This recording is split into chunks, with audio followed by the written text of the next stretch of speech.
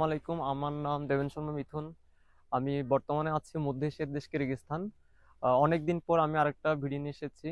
আহ, প্রথমত যারা সামনে এইচএসসি 24 যারা মেডিকেল ভর্তি পরীক্ষা দিবে তাদের নিয়ে কিছু বলার জন্য। প্রথমত আমি তোমাদেরকে এটাই বলবো যে তোমাদের যেহেতু মেডিকেল ভর্তি পরীক্ষার সামনের দিনগুলোতে কয়েকটা দিন মাত্র হাতে সময় আছে, এই সময়টাকে তোমরা কাজে লাগাও। এইচএসসি 24 ব্যাচ তোমরা যারা মেডিকেল প্রিপারেশন নিচ্ছ তাদের জন্য আমার কিছু পরামর্শ থাকবে। সামনের যে কয়েকটা দিনগুলো আছে তোমরা মেনলি অনুশীলনের যে কোশ্চেন ব্যাংকগুলো আছে এগুলো সলভ করার ট্রাই করো। পাশাপাশি কেমিস্ট্রি হাজারি স্যার, কবির স্যার, সঞ্জিত কুমার গুহ এই যে এগুলোর অনুশীলনীগুলো আছে সবগুলো পড়ে ফেলার ট্রাই করো।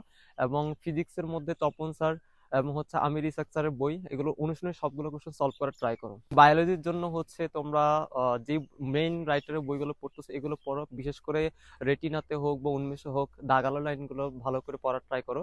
এবং সবগুলো রাইটার অর্থাৎ মাজেদা ম্যাম এবং গাজী আজমল, আবুল হাসান, এগুলো তোমাদের অনুশীলনের যে কোশ্চেন গুলো আছে এগুলো সবগুলো মাস্ট পড়ে যাবা পরীক্ষার হলে, এবং এটা ভুল করা যাবে না। এইচএসসি 24 ব্যাচের জন্য শুভকামনা রইলো। তোমরা যারা সামনে মেডিকেল ভর্তি পরীক্ষা অংশগ্রহণ করতেছো এবং হচ্ছে যারা দেশে বাইরে পড়তে চাও অবশ্যই আমাকে জানাবে কমেন্ট সেকশনে। এই পর্যন্ত তোমরা সবাই ভালো থাকো, সুস্থ থাকো, দেখা হবে। আসসালামু আলাইকুম।